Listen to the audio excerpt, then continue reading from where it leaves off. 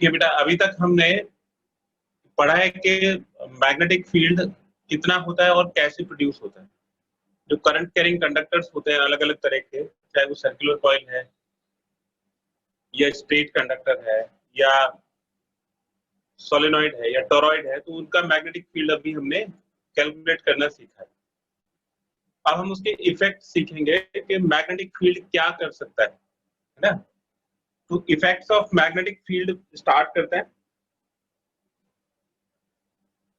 Effects of magnetic field,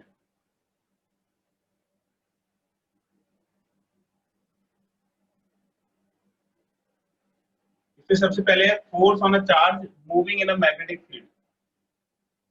force on a charge moving in a magnetic field.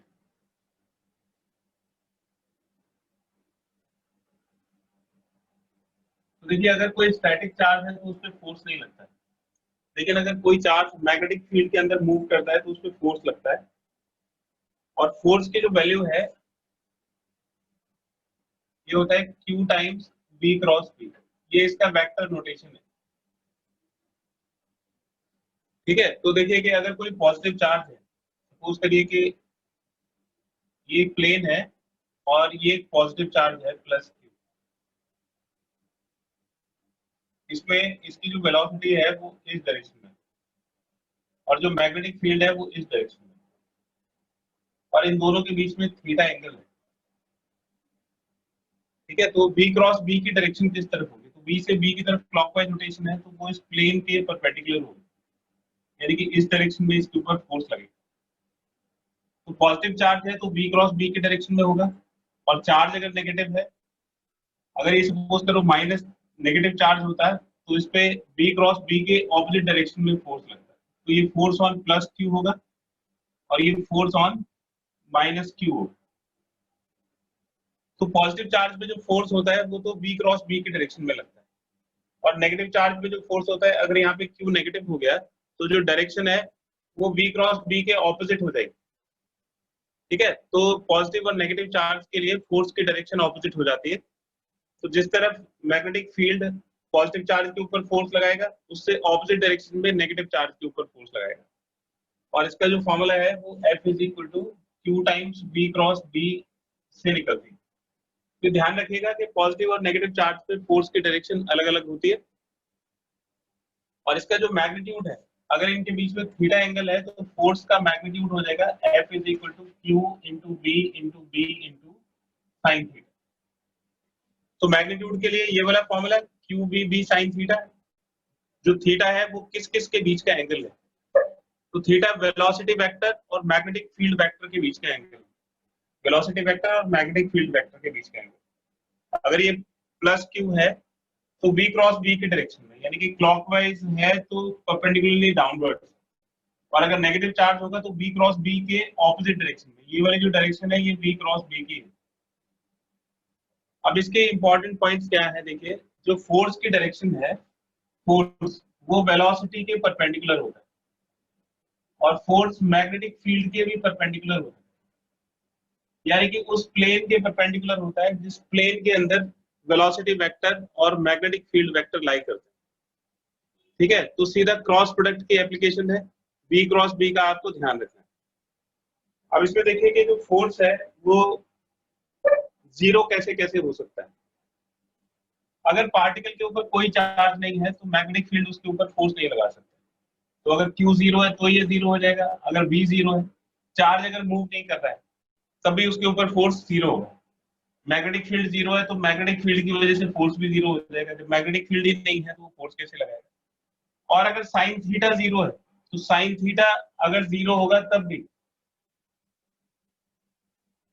तो sine theta zero कैसे हो सकता है, theta is equal to 0 degree और 180 degree, यानी कि अगर जो वेलोसिटी वेक्टर है वो अगर मैग्नेटिक फील्ड वेक्टर के पैरेलल है, सपोज करिए कि ये मैग्नेटिक फील्ड वेक्टर है और जो चार्ज है वो इसी डायरेक्शन में मूव कर रहा है, तो ये हो गया थीटा इज इक्वल टू 0, और ये मैग्नेटिक फील्ड वेक्टर है और चार्ज इसके ऑपोजिट डायरेक्शन में मूव कर रहा है, तो ये हो गया theta is equal to 180 degree.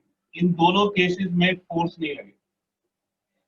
यानी कि चार्ज अगर अगर चार्ज मैग्नेटिक फील्ड की डायरेक्शन में या उसके ऑपोजिट डायरेक्शन में मूव कर रहा है, यानी कि थीटा या जीरो है या 180 डिग्री है, तब भी फोर्स जीरो लगेगा।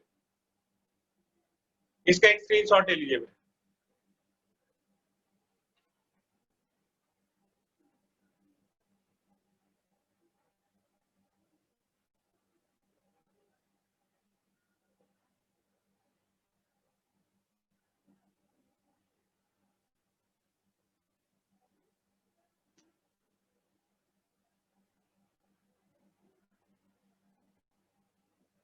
क्वेश्चन करते हैं डायरेक्शन के लिए। An electron starts moving along x direction. तो एक इलेक्ट्रॉन है और वो मूव करना शुरू कर देता है एक्स एक्सिस की डायरेक्शन में। Magnetic field directed along y axis, और जो मैग्नेटिक फील्ड है वो वाई एक्सिस की डायरेक्शन में है। ये मैग्नेटिक फील्ड है वाई एक्सिस के along. Magnetic field is along y axis.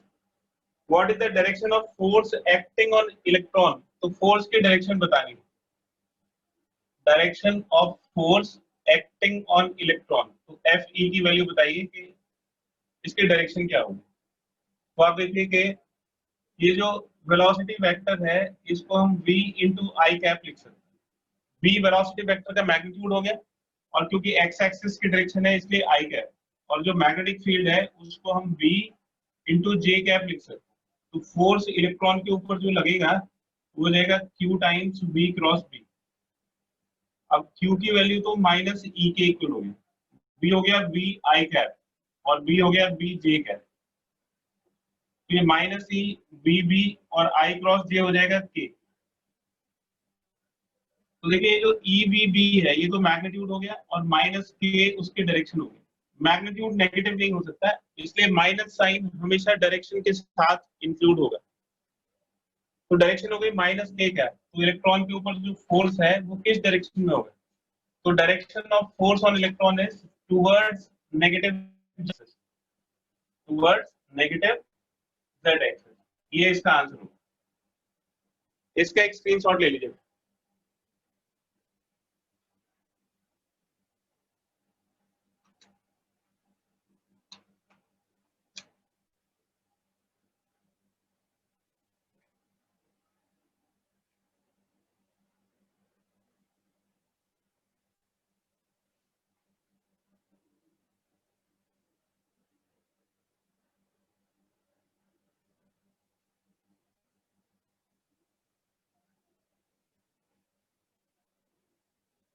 Lorentz force,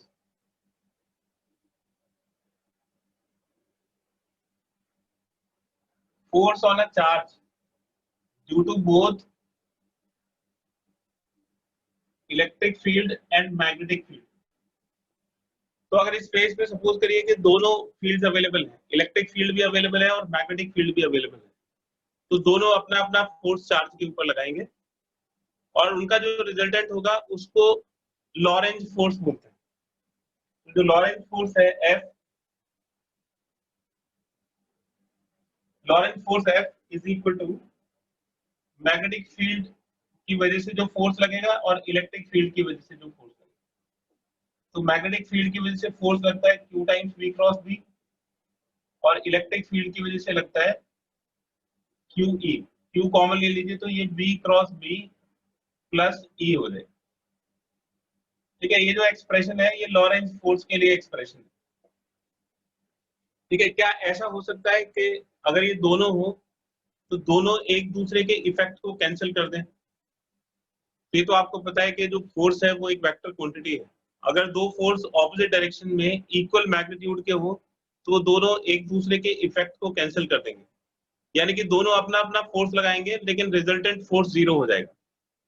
ठीक है, तो मैग्नेटिक फील्ड भी है, इलेक्ट्रिक फील्ड भी है, लेकिन ना तो मैग्नेटिक फील्ड का कोई इफेक्ट उसके ऊपर रहेगा, ना इलेक्ट्रिक फील्ड का इफेक्ट उसके ऊपर कोई रहेगा चार्ज के ऊपर। तो अगर लॉरेंज फोर्स जीरो है तो उसकी क्या कंडीशन हो सकती है? तो Q times V cross B plus E is equal to zero. तो देखिए Q तो जीरो नहीं होगा, अगर कोई चार्ज है तो कुछ ना कुछ चार्ज तो होगा, और ये V plus B plus E is equal to zero, यानी कि E is equal to minus B cross B। तो देखिए ये कंडीशन है जब इलेक्ट्रिक फील्ड मैग्नेटिक फील्ड के इफेक्ट को कैंसिल कर देगा, और इससे हम वेलोसिटी की वैल्यू निकाल सकते हैं। सपोज करिए कि अगर V और B के बीच में angle between velocity vector and electric field vector and magnetic field vector is 90 degree, अगर इन दोनों के बीच में 90 डिग्री का एंगल है तो हम, और वेलोसिटी भी तीनों एक दूसरे के परपेंडिकुलर है, तो B और B के बीच में 90 डिग्री का एंगल होगा, तो E का मैग्नीट्यूड किसके बराबर हो जाएगा? B क्रॉस B के मैग्नीट्यूड के बराबर हो जाएगा, यानी कि B इंटू B के बराबर हो जाएगा। तो B की वैल्यू हो जाएगी E अपॉन B। तो एक सिचुएशन कंसिडर करिए कि मैग्नेटिक फील्ड और इलेक्ट्रिक फील्ड दोनों एक दूसरे के परपेंडिकुलर है। सपोज करिए कि एक्स और वाई एक्सिस के डायरेक्शन में है, और जो पार्टिकल है वो जेड एक्सिस के डायरेक्शन में मूव कर रहा है, तो उसकी कितनी वेलोसिटी होगी कि उस पर कोई इफेक्ट ना आए? तो वो E बाई बी के बराबर हो जाएगी। तो अगर हम इतनी वेलोसिटी रखते हैं E बाई बी के बराबर, तो ना तो इलेक्ट्रिक फील्ड उस पर कोई फोर्स लगाएगा, ना मैग्नेटिक फील्ड उसके ऊपर कोई फोर्स लगाएगा। इसका एक स्क्रीनशॉट ले लीजिए, फिर एक एग्जांपल करते हैं।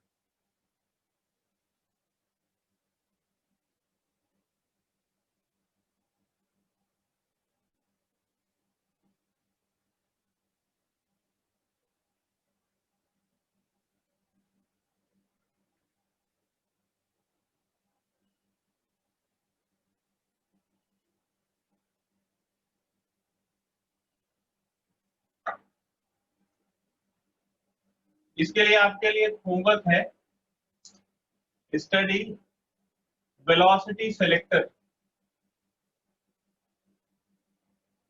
Velocity selector from NCERT. तो एनसीईआरटी की बुक से एक वेलोसिटी सेलेक्टर का कॉन्सेप्ट पढ़िएगा।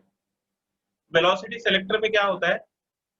वेलोसिटी सेलेक्टर एक ऐसी डिवाइस होती है जो एक पर्टिकुलर वेलोसिटी के चार्ज को रिकॉग्नाइज करती है। ठीक है, तो बहुत सारे, जैसे सपोज करिए कि बहुत सारे पार्टिकल्स हैं, ये जैसे एक पार्टिकल हो गया, ये दूसरा हो गया, ये तीसरा हो गया, ये चौथा हो गया, ये Q1 Q2 Q3 Q4, इस तरह से कई सारे चार्जेस हैं और इनकी वेलोसिटीज अलग अलग। आपको एक पर्टिकुलर वेलोसिटी को रिकॉग्नाइज करना है कि कौन से चार्ज पार्टिकल की वेलोसिटी इतनी है, तो आप इस वेलोसिटी से इलेक्ट्रिक फील्ड और मैग्नेटिक फील्ड को इस तरह से सिलेक्ट करोगे कि E अपॉन बी की वैल्यू B के बराबर हो जाए। तो देखिए इन सब के ऊपर फोर्स लगेगा, फोर्स इलेक्ट्रिक फील्ड और मैग्नेटिक फील्ड के परपेंडिकुलर डायरेक्शन में। ये अगर आप ये वाले कंडीशन सेटिस्फाई करते हो तो सिर्फ एक पर्टिकुलर वेलोसिटी के ऊपर फोर्स नहीं लगेगा, बाकी सब के ऊपर फोर्स लगेगा। तो उस फोर्स से ये डिफ्लेक्ट हो जाएंगे, ये डिफ्लेक्ट हो जाएंगे। सपोज करो ये डिफ्लेक्ट नहीं हो रहा है, तो इसका मतलब है कि V3 की वैल्यू B के बराबर होगी। तो इस तरह से आप उस डिवाइस से वेलोसिटी को सिलेक्ट कर सकते हो, यानी कि एक पर्टिकुलर वेलोसिटी का जो चार्ज है उसको सिलेक्ट किया जा सकता है। तो इसलिए इस डिवाइस का नाम है वेलोसिटी सिलेक्टर। आप इसकी पूरी थ्योरी एनसीईआरटी से पढ़िएगा। इसका एक स्क्रीनशॉट ले लीजिए।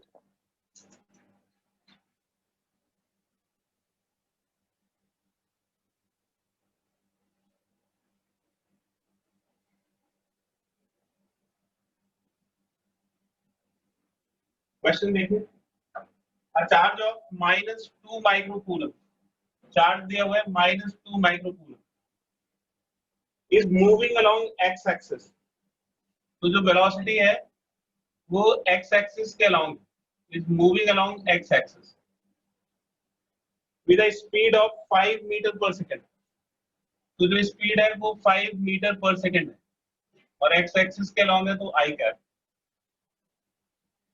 इन a uniform magnetic field of 10 tesla, और जो मैग्नेटिक फील्ड है वो 10 टेस्ला दिया हुआ है, directed along y axis, y axis के अलोंग है, इसलिए हमने उसको जे कैप लिख दिया। तो ये मैग्नेटिक फील्ड गिवन है। What should be the magnitude and direction of the electric field? तो आपको इलेक्ट्रिक फील्ड वेक्टर बताना है। इलेक्ट्रिक फील्ड वेक्टर का मतलब हो गया कि इलेक्ट्रिक फील्ड का मैग्नीट्यूड और डायरेक्शन दोनों बताने हैं, applied in the region so that charge particle may move with constant speed in the same direction, so that charge particle may move with constant speed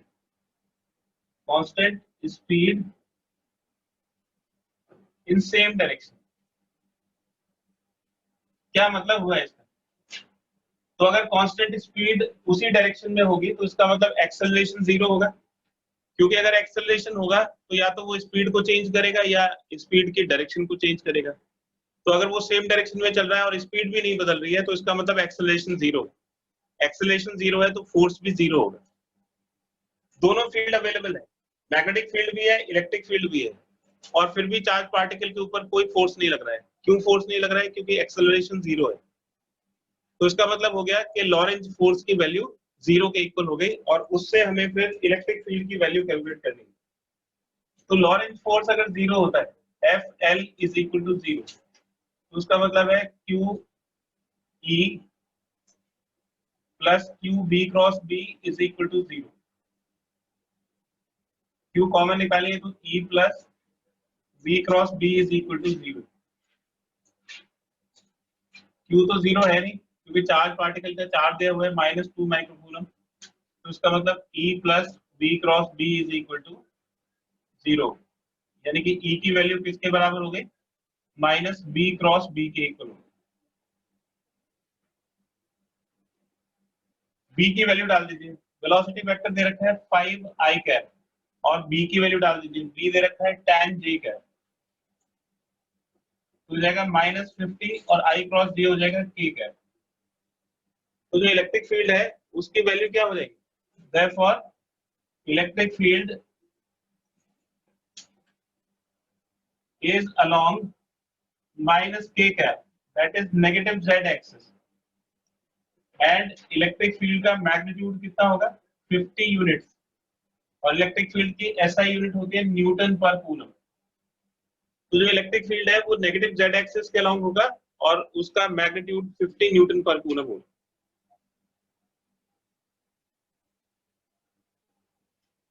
इसका एक स्क्रीनशॉट ले लीजिए।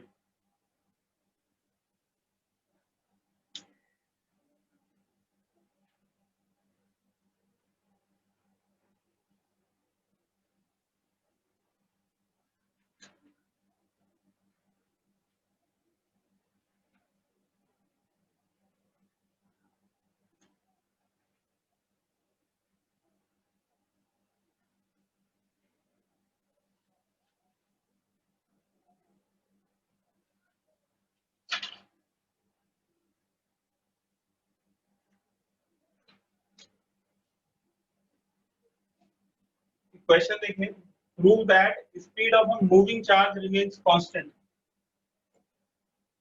Prove that speed of a moving charge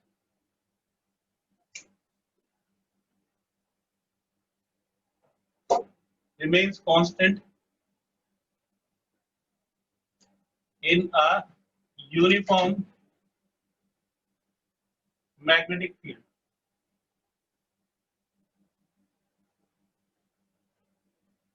तो देखिए ये एक बड़ा interesting concept है और इसके ऊपर बड़ी एक बहुत अच्छी डिवाइस बनाई गई थी जिससे बहुत सारे इन्वेंशंस में हेल्प मिली। तो देखिए ये कहता है कि मूविंग चार्ज की जो स्पीड है वो कांस्टेंट बनी रहती है यूनिफॉर्म मैग्नेटिक फील्ड के अंदर, और हमने ये भी पढ़ा था कि जो मैग्नेटिक फील्ड है वो चार्ज के ऊपर अगर वो मूव कर रहा है तो फोर्स लगाता है। तो ये कैसे पॉसिबल है कि वो फोर्स लग रहा है लेकिन स्पीड कांस्टेंट रह रही है? अगर फोर्स लगेगा तो एक्सेलरेशन होगा, और अगर एक्सेलरेशन होगा तो स्पीड चेंज होनी चाहिए, सॉरी वेलोसिटी चेंज होनी चाहिए। तो यहाँ पे देखिए वेलोसिटी चेंज होगी लेकिन स्पीड चेंज नहीं होगी। तो वेलोसिटी में स्पीड से अलग और क्या होता है? डायरेक्शन होती है। तो इसका मतलब ये है कि मैग्नेटिक फील्ड जो फोर्स लगाता है वो स्पीड को चेंज नहीं करता, सिर्फ उसकी डायरेक्शन को चेंज करता है। और उसका रीजन ये है क्योंकि जो फोर्स है वो वेलोसिटी के परपेंडिकुलर डायरेक्शन में लगता है, और फोर्स अगर वेलोसिटी के परपेंडिकुलर डायरेक्शन में लगेगा तो वो वर्क नहीं करेगा। वर्क नहीं करेगा तो काइनेटिक एनर्जी चेंज नहीं होगी। 10th में आपने वर्क एनर्जी थ्योरम पढ़ी थी, जिसमें पढ़ा था कि भाई वर्क अगर करते हैं तो काइनेटिक एनर्जी चेंज होती, तो इसका मतलब है काइनेटिक एनर्जी चेंज नहीं होगी क्योंकि वर्क डन जीरो होगा, तो स्पीड चेंज नहीं होगी। तो फिर फोर्स क्या करेगा? फोर्स उसकी डायरेक्शन को चेंज करेगा और उसको एक सर्कुलर मोशन प्रोवाइड करेगा। तो हमने 11th में भी ये पढ़ा है कि सर्कुलर मोशन के लिए वेलोसिटी के परपेंडिकुलर डायरेक्शन में एक फोर्स की जरूरत होती है, जिसको हम सेंट्रीपिटल फोर्स बोलते हैं। तो देखिए कैसे प्रूव करेंगे कि moving charge remains constant in a uniform magnetic field, speed कैसे कांस्टेंट रहती है। तो हमने ये देखा था कि जो फोर्स है जो मैग्नेटिक फील्ड लगाता है वो Q times V cross B के इक्वल होता है, और इसमें हमने ये देखा कि जो फोर्स है वो वेलोसिटी वेक्टर के परपेंडिकुलर होता है और मैग्नेटिक फील्ड के भी परपेंडिकुलर होता है। तो ये जो कॉन्सेप्ट है कि force is always perpendicular to the velocity, ये इंपॉर्टेंट है। पावर का फॉर्मूला होता है F डॉट B, 11th में हमने पढ़ा था ये वर्क एनर्जी वाले चैप्टर में। तो जो फोर्स है एफ बी कॉस 90 के इक्वल हो जाएगा, क्योंकि एफ और बी दोनों एक दूसरे के परपेंडिकुलर है, तो जीरो, पावर जीरो। पावर अगर जीरो है तो इसका क्या मतलब होगा? पावर जीरो है तो इसका मतलब वर्क डन जीरो होगा। पावर अगर जीरो है तो वर्क डन जीरो हो गया। अगर वर्क डन जीरो है तो there is no change in kinetic energy, तो इसका मतलब है कि काइनेटिक एनर्जी में कोई चेंज नहीं होगा। वर्क एनर्जी थ्योरम, क्योंकि अगर वर्क होता है तो काइनेटिक एनर्जी चेंज होती है, वर्क नहीं हो रहा है तो काइनेटिक एनर्जी चेंज नहीं होगी। और काइनेटिक एनर्जी का क्या मतलब है? काइनेटिक एनर्जी का मतलब है हाफ mv स्क्वायर, तो मास तो वैसे ही चेंज नहीं होगा। तो अगर काइनेटिक एनर्जी चेंज नहीं हो रही है तो स्पीड भी चेंज नहीं होगी, तो इसका मतलब है कि स्पीड रिमेन्स कांस्टेंट। तो मैग्नेटिक फील्ड जो फोर्स लगाता है वो फोर्स वेलोसिटी वेक्टर के परपेंडिकुलर होता है, इसलिए वो कभी भी स्पीड को चेंज नहीं कर सकता, सिर्फ उसकी डायरेक्शन को चेंज कर सकता है। और क्योंकि जैसे सपोज करो कि ये एक वेलोसिटी वेक्टर है और फोर्स इसके परपेंडिकुलर लग रहा है, सपोज करो इस डायरेक्शन, तो फोर्स इसकी डायरेक्शन को चेंज करेगा, फिर इसके परपेंडिकुलर लग रहा है फोर्स, फिर इसकी डायरेक्शन को चेंज करेगा, फिर इसके परपेंडिकुलर लग रहा है, फिर इसके परपेंडिकुलर लग रहा है, फिर इसके परपेंडिकुलर लग रहा है। तो ये किस कॉन्सेप्ट को बताता है? तो because force is always perpendicular to velocity, therefore force is radial, radius के डायरेक्शन में होता है। और फोर्स अगर रेडियस के डायरेक्शन में होता है, इसका मतलब हो गया कि वो उसको एक सर्कुलर मोशन प्रोवाइड करता है। तो आप इसमें ध्यान में रखिएगा, because force is perpendicular to velocity vector, therefore magnetic force provides centripetal force to the charge. तो ये चार्ज को सेंट्रीपिटल फोर्स प्रोवाइड करता है, which causes uniform circular motion. ठीक है, तो ये यूनिफॉर्म सर्कुलर मोशन का कॉज। तो ये बड़ा इंपॉर्टेंट कॉन्सेप्ट है, इसको ध्यान रखिएगा, इसका एक स्क्रीनशॉट ले लीजिए।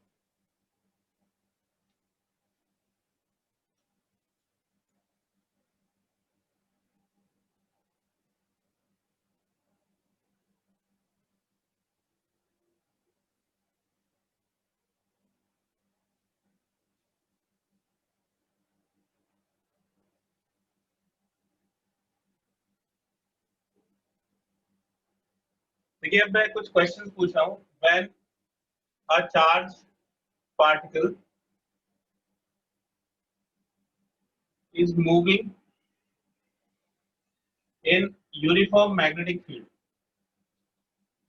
अगर कोई चार्ज पार्टिकल एक यूनिफॉर्म मैग्नेटिक फील्ड में मूव कर रहा है, तो आपको बताना है कि ये जो फिजिकल क्वांटिटी है इसमें से क्या क्या चीजें वेरिएबल है, मतलब बदल जाएंगी, और कौन सी चीजें हैं जो कांस्टेंट है।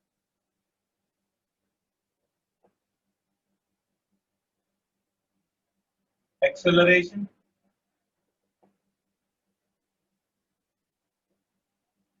लीनियर मोमेंटम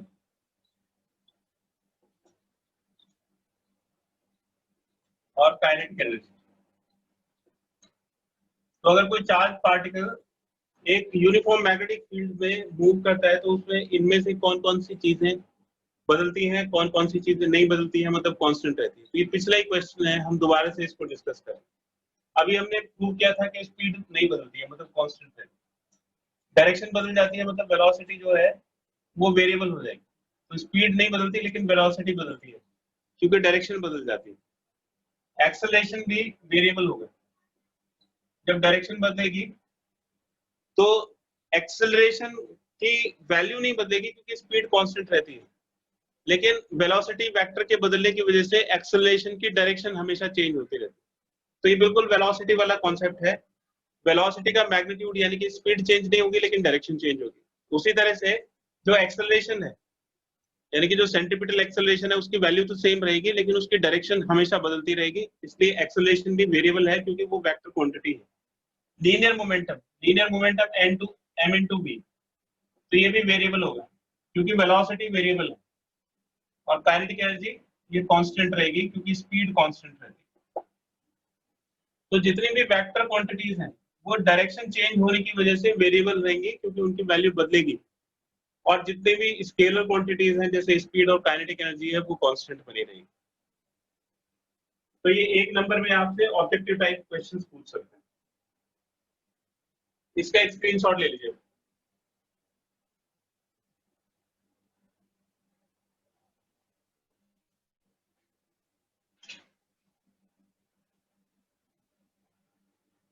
अब देखिए, जो चार्ज पार्टिकल है वो अगर मैग्नेटिक फील्ड में अलग अलग एंगल से एंटर करता है तो उसका पाथ डिफरेंट होता है। तो उसके पाथ को हम डिस्कस करेंगे कि अलग अलग एंगल्स पे अगर कोई चार्ज पार्टिकल मैग्नेटिक फील्ड के अंदर मूव करता है तो उसका पाथ किस किस तरह से चेंज होगा।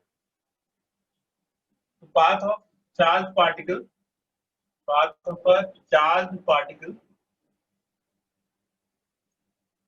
इन अ यूनिफॉर्म मैग्नेटिक फील्ड। कोई यूनिफॉर्म मैग्नेटिक फील्ड है तो उसमें चार्ज पार्टिकल का पाथ कैसा होगा। When charge particle is moving parallel to magnetic field, यानी कि या तो थीटा की वैल्यू 0 हो सकती है या 180 डिग्री हो सकती है। दोनों ही केसेस में इसमें फोर्स 0 होगा, क्योंकि फोर्स क्यू भी साइन थीटा के इक्वल होता है। और अगर थीटा 0 या 180 डिग्री है तो दोनों ही केसेस में साइन थीटा 0 हो जाएगा, तो इसलिए फोर्स भी 0 हो जाएगा। फोर्स ही नहीं लग रहा है चार्ज पार्टिकल के ऊपर, तो इसका मतलब है कि वो जैसे चल रहा है वैसे ही चलता रहेगा, मतलब वो अनडिविएटेडली मूव करेगा। तो जैसे वो मैग्नेटिक फील्ड को एंटर करेगा वैसे ही चलता रहेगा। तो इसका मतलब है particle continues moving with constant velocity.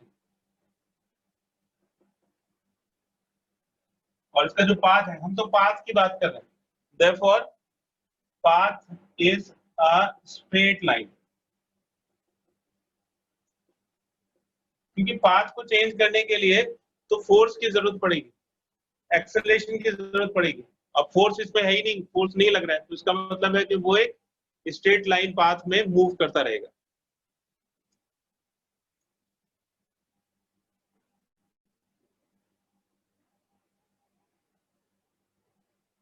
दूसरा केस पढ़ते हैं, अगर वो 90 डिग्री पे एंटर करता है तो फिर क्या होगा।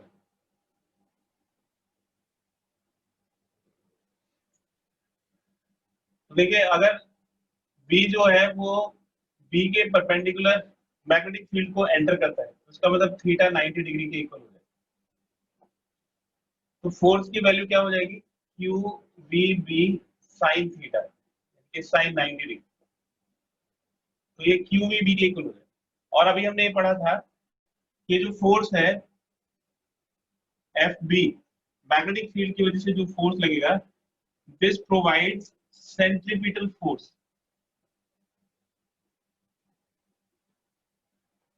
For uniform circular motion. तो यूनिफॉर्म सर्कुलर मोशन के लिए एक सेंट्रीपिटल फोर्स की जरूरत होती है। और वो जो सेंट्रीपिटल फोर्स है वो हमेशा वेलोसिटी के परपेंडिकुलर लगता है, यानी कि रेडियस की डायरेक्शन में लगता है, सेंटर की तरफ लगता है। तो ये जो मैग्नेटिक फोर्स है ये सेंट्रीपिटल फोर्स प्रोवाइड करेगा और QVB किसके इक्वल हो जाएगा, mv² अपॉन r के। तो ये b से b का एक बार कट जाएगी और r की वैल्यू हो जाएगी mv अपॉन QB।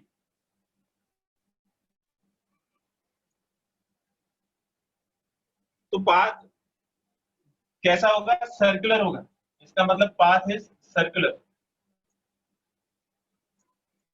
और सर्कुलर पाथ होगा तो उसकी रेडियस किसके बराबर हो जाएगी, रेडियस हो जाएगी mv अपॉन QB के बराबर। तो इस पूरी पिक्चर में क्या क्या चीजें हैं जो कांस्टेंट है, देखिए m mass of charge, charge और मैग्नेटिक फील्ड ये कांस्टेंट है। तो अगर हम वेलोसिटी को बदलेंगे, सॉरी स्पीड को अगर हम चेंज करते हैं, सपोज करो कई सारे चार्ज पार्टिकल हैं और उनको डिफरेंट स्पीड के साथ हम मैग्नेटिक फील्ड के अंदर 90 डिग्री पे प्रोजेक्ट करते हैं, तो सबका रेडियस वेलोसिटी के हिसाब से, स्पीड के हिसाब से बदलेगा। तो जिसकी स्पीड ज्यादा है उसका रेडियस बड़ा होगा, जिसकी स्पीड कम है उसका रेडियस कम होगा। यानी कि जिसकी स्पीड ज्यादा है वो ज्यादा बड़ा सर्कल बनाएगा मैग्नेटिक फील्ड के अंदर, और जिसकी स्पीड कम है वो कम बड़ा सर्कल बनाएगा मैग्नेटिक फील्ड के अंदर। तो जब 90 डिग्री पे कोई चार्ज पार्टिकल मैग्नेटिक फील्ड को अंदर एंटर करता है तो उसके ऊपर जो मैग्नेटिक फोर्स लगता है QVB, वो उसको सेंट्रीपिटल फोर्स प्रोवाइड करता है और वो एक ही जगह सर्कल में चक्कर काटता रहेगा, एक ही प्लेस पे, आगे मूव नहीं करेगा। आगे मूव इसलिए नहीं करेगा क्योंकि उसका फॉरवर्ड डायरेक्शन में कोई कंपोनेंट नहीं है, तो 90 डिग्री सर्कुलर मोशन प्रोवाइड करेगा और फोर्स हमेशा परपेंडिकुलर डायरेक्शन में लगता रहेगा। तो अगर एक भी कंपोनेंट फॉरवर्ड डायरेक्शन में मूव तब करेगा जब उसका कंपोनेंट मैग्नेटिक फील्ड के डायरेक्शन में होगा। अगर मैग्नेटिक फील्ड के डायरेक्शन में, तो अगर 90 डिग्री पे है तो मैग्नेटिक फील्ड के डायरेक्शन में, सपोज करो मैग्नेटिक फील्ड इस तरफ है, वेलोसिटी वेक्टर इस तरफ, तो इसका मैग्नेटिक फील्ड के डायरेक्शन में तो कोई कंपोनेंट आएगा नहीं, तो इसलिए वो फॉरवर्ड डायरेक्शन में मूव नहीं करेगा और एक ही पॉइंट पे अपना सर्कल बनाता रहेगा। तो एक ही पॉइंट पे बार बार सर्कुलर मोशन में घूमता रहेगा और उसका रेडियस इतना होगा। तो रेडियस किस तरह से बनेगा इसको भी देखिए। सपोज करो कि ये एक चार्ज पार्टिकल है और परपेंडिकुलरली इनवर्स डायरेक्शन में मैग्नेटिक फील्ड है, ये इनवर्स डायरेक्शन में मैग्नेटिक फील्ड है, ठीक है। अब यहाँ से एक पॉजिटिव चार्ज इसमें एंटर करता है, ये पॉजिटिव चार्ज है Q और ये इसमें एंटर करता है, तो 90 डिग्री पे एंटर कर रहा है। तो इस पे फोर्स किस तरफ लगेगा, तो आप देखिए कि B क्रॉस B के डायरेक्शन में फोर्स लगेगा, तो वेलोसिटी वेक्टर तो ऐसे है इस डायरेक्शन में, और जो मैग्नेटिक फील्ड है वो बोर्ड के अंदर की तरफ है, मतलब इस तरह से बोर्ड के अंदर की तरफ। तो ये वाला जो वेक्टर है वो B हो गया और ये वाला जो वेक्टर है जो बोर्ड के अंदर की तरफ जा रहा है ये B होगा। अगर आप B से B की तरफ देखोगे तो एंटी क्लॉकवाइज रोटेशन होगा और फोर्स ऊपर की तरफ लगेगा, यानी कि जो पार्टिकल है इस पे फोर्स ऊपर की तरफ लगेगा। और अगर फोर्स ऊपर की तरफ लगेगा तो इसका सर्कल किस तरफ बनेगा, ये फोर्स ऊपर की तरफ लगा तो ये ऐसे ही अंदर की तरफ मूव कर जाएगा और यहाँ पे ये ऐसे सर्कल बना लेगा। और अगर नेगेटिव चार्ज है, ये -Q है, तो इस पे जो फोर्स लगेगा वो इसके ऑपोजिट डायरेक्शन में लगेगा, तो इसका जो सर्कल है वो इस तरह से बनेगा, ये इसकी रेडियस हो जाएगी, R is equal to mv upon Q। तो जो सर्कल है वो सर्कल कैसे बनेगा, वो फोर्स के डायरेक्शन के अलोंग लगेगा। अगर फोर्स ऐसे लग रहा है तो उस तरफ सर्कल बनेगा, अगर फोर्स ऐसे लग रहा है तो नीचे की तरफ सर्कल बनेगा। और फोर्स की जो डायरेक्शन है वो पॉजिटिव चार्ज के लिए V क्रॉस B के अलोंग होगी और नेगेटिव चार्ज के लिए -V क्रॉस B के अलोंग होगी। अब इसमें बड़ा एक इंटरेस्टिंग कॉन्सेप्ट है। कॉन्सेप्ट ये है कि चाहे चार्ज कितना भी बड़ा सर्कल बना ले, जो चार्ज छोटा सर्कल बना रहा है, यानी कि जिसकी स्पीड कम है वो छोटा सर्कल बनाएगा, जिसकी स्पीड ज्यादा है वो बड़ा सर्कल बनाएगा, लेकिन टाइम सबको बराबर लगेगा। जो छोटा सर्कल बना रहा है उसको भी उतना ही टाइम लगेगा, जो बड़ा सर्कल बना रहा है उसको भी उतना ही टाइम लगेगा। यानी कि अगर कोई चार्ज किसी भी वेलोसिटी से मैग्नेटिक फील्ड के अंदर सर्कुलर मोशन करे, यानी कि 90 डिग्री पे एंटर करेगा तो सर्कुलर मोशन करेगा, लेकिन अपने टाइम पीरियड को नहीं बदल सकता है, टाइम पीरियड हमेशा कांस्टेंट रहता है। तो टाइम पीरियड की वैल्यू निकालते हैं कि टाइम पीरियड कितना होगा, तो इसमें पूरा कितना हो गया 2πr, डिस्टेंस और स्पीड हो गई v। तो टाइम पीरियड होता है डिस्टेंस अपॉन स्पीड, तो एक चक्कर में इतना टाइम लगेगा। तो r की वैल्यू इसमें सब्स्टिट्यूट कर, r की वैल्यू है mv अपॉन qb, तो ये mv अपॉन qb होगा। ये v से b कट गया, तो हो जाएगा 2 pi m divided by Q B. और ये स्पीड के ऊपर डिपेंड नहीं करता, ना रेडियस के ऊपर डिपेंड करता है। तो जो टाइम पीरियड है वो v और r दोनों से इंडिपेंडेंट है। यानी कि एक चार्ज को आप किसी भी वेलोसिटी से एंटर करा लो, उसका टाइम पीरियड, उसको एक चक्कर लगाने में जो टाइम लगेगा वो हमेशा सेम ही रहेगा, आप उसको बदल नहीं सकते। और टाइम पीरियड के रेसिप्रोकल को बोलते हैं frequency. Frequency 1 upon time period के इक्वल होगा, तो फ्रीक्वेंसी हो जाएगा QB upon 2 pi m। Frequency का क्या मतलब होता है? फ्रीक्वेंसी का मतलब होता है number of revolutions in 1 second. तो एक सेकेंड में एक चार्ज पार्टिकल जितने चक्कर लगाएगा, आप उसको किसी भी वेलोसिटी से प्रोजेक्ट कर दीजिए 90 डिग्री के ऊपर, वो उतने ही चक्कर लगाएगा, क्योंकि टाइम पीरियड आप उसका नहीं बदल सकते। तो ये सबसे इंपॉर्टेंट है कि अगर 90 डिग्री पे एंटर करता है कोई भी चार्ज पार्टिकल, अगर 90 डिग्री पे एंटर करता है तो क्या होगा, इसको अच्छी तरह से समझ लीजिए, इसके फॉर्मूले याद कर लीजिए। अगर चार्ज पार्टिकल मैग्नेटिक फील्ड को 90 डिग्री पे एंटर करेगा तो यूनिफॉर्म सर्कुलर मोशन होगा, जिसकी रेडियस वेलोसिटी के डायरेक्टली प्रोपोर्शनल होगी, और रेडियस का फॉर्मूला हो जाएगा mv अपॉन क्यूबी।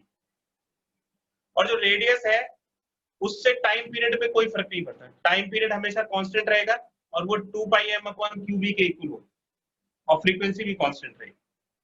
तो ये तीन फॉर्मूले आपको याद रखने हैं।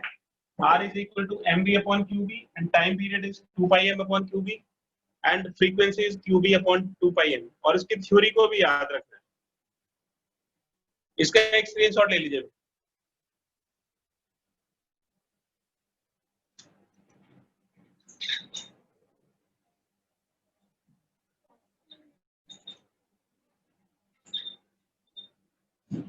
एक एग्जांपल करते हैं इसके ऊपर।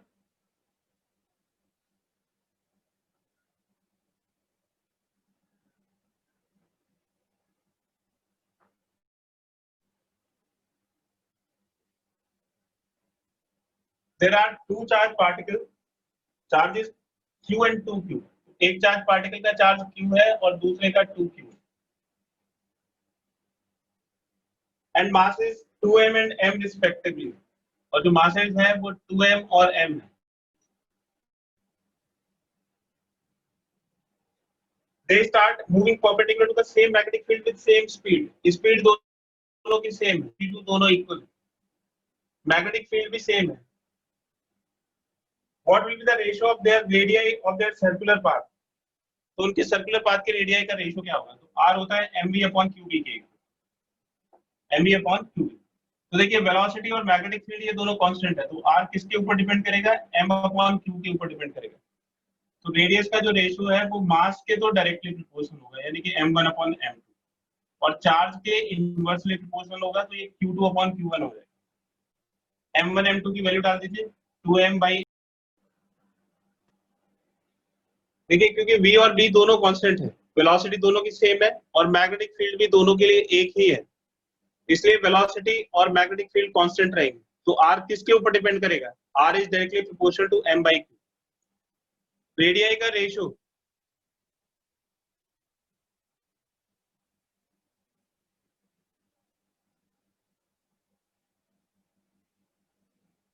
तो r1 upon r2 m1 upon m2 into q2 upon q1 के इक्वल हो जाएगा।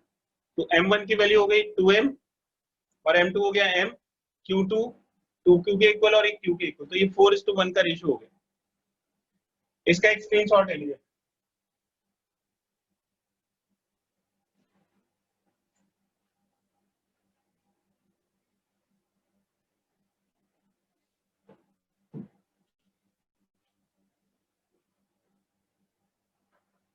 नेक्स्ट टॉपिक है path of a charge particle.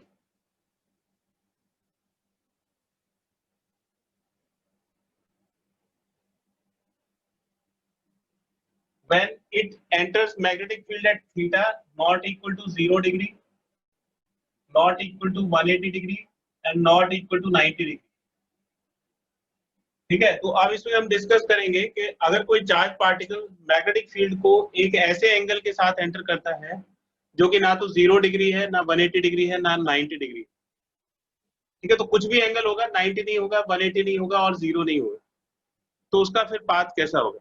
तो आप देखिए कि सपोज करिए कि जो मैग्नेटिक फील्ड है उसको हम क्रॉस डायरेक्शन से डिनोट करें। क्रॉस का मतलब हो गया ये जो प्लेन है, यानी कि बोर्ड जो है उसके परपेंडिकुलर है अंदर की तरफ, मतलब आपसे बोर्ड की तरफ है मैग्नेटिक फील्ड की डायरेक्शन। तो ये आपसे बोर्ड की तरफ मैग्नेटिक फील्ड की डायरेक्शन है। और जो चार्ज पार्टिकल है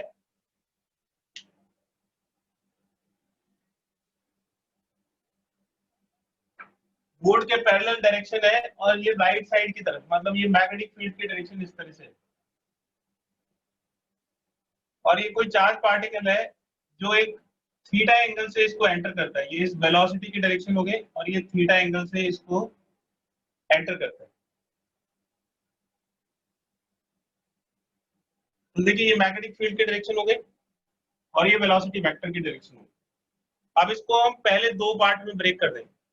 ये बिल्कुल प्रोजेक्टाइल मोशन की तरह है। जैसे प्रोजेक्टाइल मोशन दो तरह की वेलोसिटीज का कॉम्बिनेशन होता है, एक हॉरिजॉन्टल वेलोसिटी होती है और एक वर्टिकल वेलोसिटी होती है।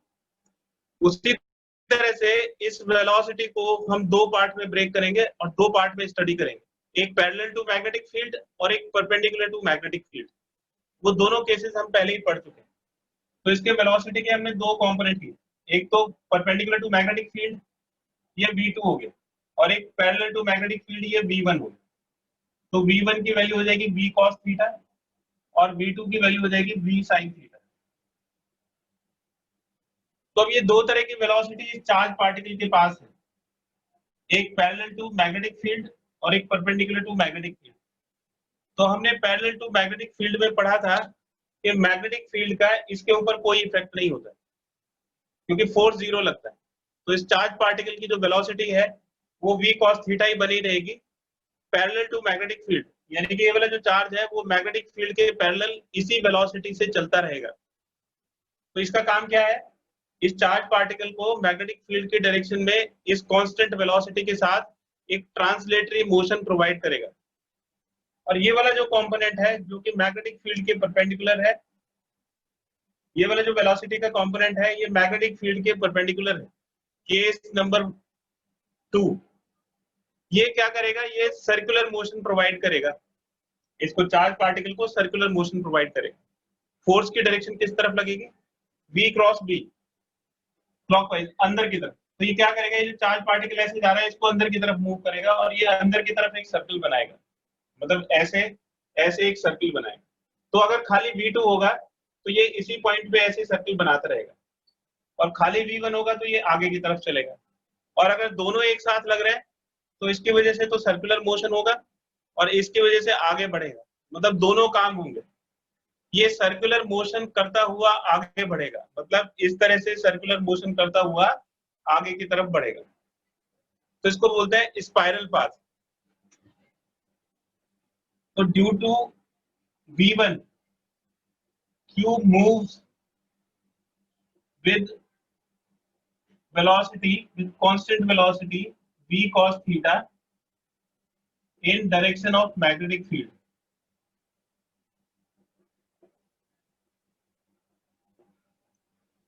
And due to v2 q undergoes a circular motion,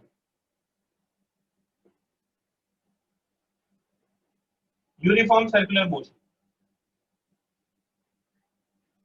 Consequently, path of charge particle becomes helical. तो जो पाथ है हेलिकल हो जाता है, मतलब स्पाइरल पाथ हो जाता है,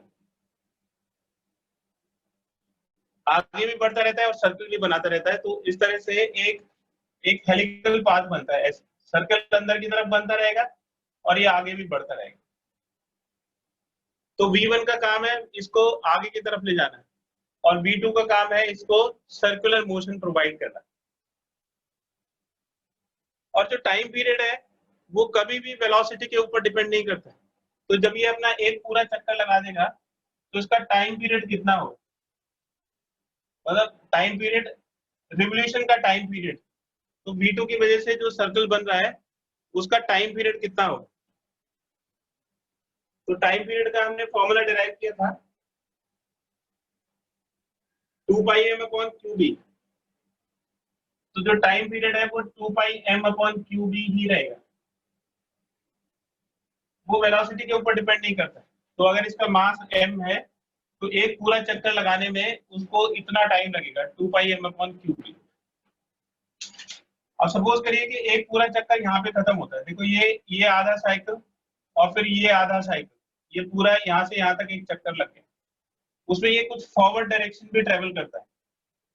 तो एक चक्कर में जो फॉरवर्ड डायरेक्शन होती है इसको हमने एक्स से डिनोट कर लिया, इसको बोलते हैं पिच ऑफ हेलिकल पाथ। तो x is called pitch of helix. तो जो इसका हेलिकल पाथ होता है एक्स, उसका पिच होता है। पिच का मतलब है direction travelled by charge particle in the direction of magnetic field, distance travelled by charge particle in the direction of magnetic field in the time of one complete oscillation. तो जितनी देर में ये charge particle पूरा एक चक्कर लगाता है उतनी देर में ये कितनी फॉरवर्ड डायरेक्शन यानी कि मैग्नेटिक फील्ड की डायरेक्शन में कितना डिस्टेंस ट्रेवल करता है। तो देखिए इस तरफ तो कोई फोर्स नहीं है, इस तरफ कोई एक्सेलरेशन नहीं है। तो पिच ऑफ हेलिक्स बड़ा सिंपल है, पिच ऑफ हेलिक्स, क्योंकि एक्सेलरेटेड मोशन नहीं है तो इसका सीधा फॉर्मूला है स्पीड इनटू टाइम। तो इस डायरेक्शन में स्पीड कितनी है v1 और टाइम कितना है एक कंप्लीट ऑसिलेशन का टाइम पीरियड के बराबर यानी कि t के बराबर। तो v1 की वैल्यू क्या है, v1 की वैल्यू है v cos थीटा और टाइम पीरियड कितना है 2 पाई m अपॉन qt। तो पिच ऑफ हेलिक्स का फॉर्मूला हो गया 2 pi m v upon qb into cos theta.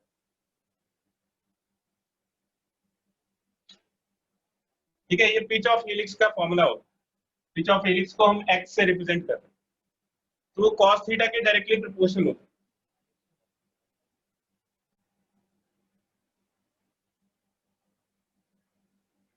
तो ये बड़ा इंपॉर्टेंट डेरिवेशन है, इसमें आपको ये पिच ऑफ हेलिक्स प्रूव करने के लिए आता है और इसमें कंबाइंड इफेक्ट है v1 और v2 का। तो अगर ये जो वेलोसिटी वेक्टर है ये v cos थीटा और v sin theta, v cos theta case first हो गया और v sin theta case second हो गया, ये 90 डिग्री का इफेक्ट है, 0 डिग्री का इफेक्ट है और इन दोनों इफेक्ट की वजह से ये एक हेलिकल पाथ को फॉलो करता है और उसका जो पिच है वो इतना होता है 2 पाई mv upon qb into cos theta के। इसका एक स्क्रीनशॉट ले लीजिएगा।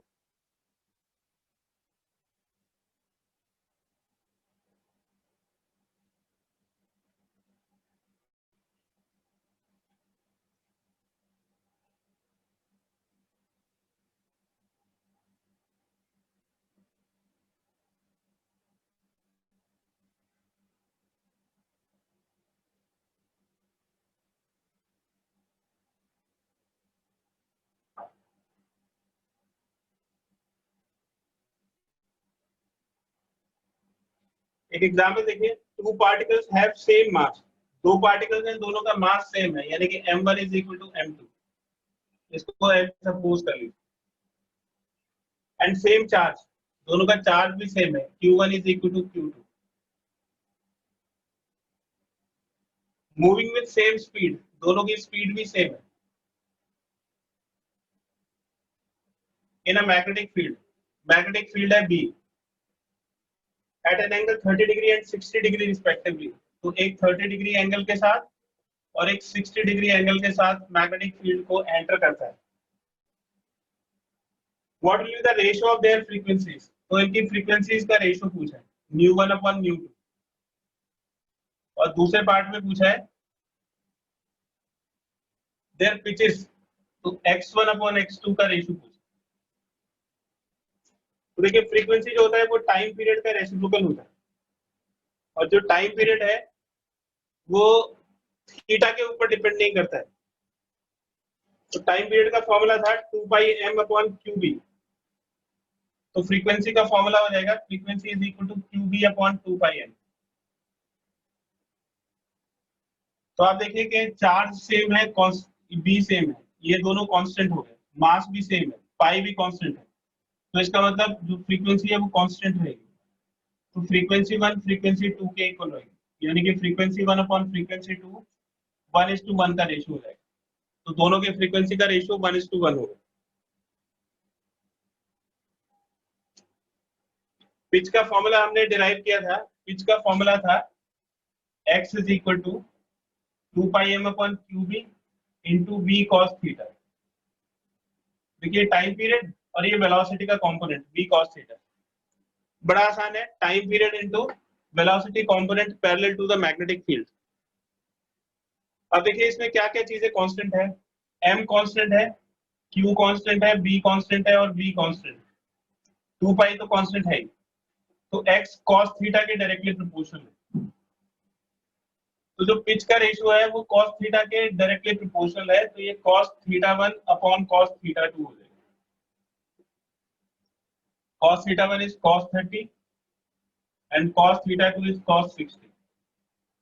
तो cos 30 की वैल्यू √3/2 हो जाएगी और cos 60 की वैल्यू 1/2। तो ये 2 से 2 कैंसिल हो जाएगा और ये √3 हो जाएगा। तो x1 अपॉन x2 √3 के इक्वल हो जाएगा।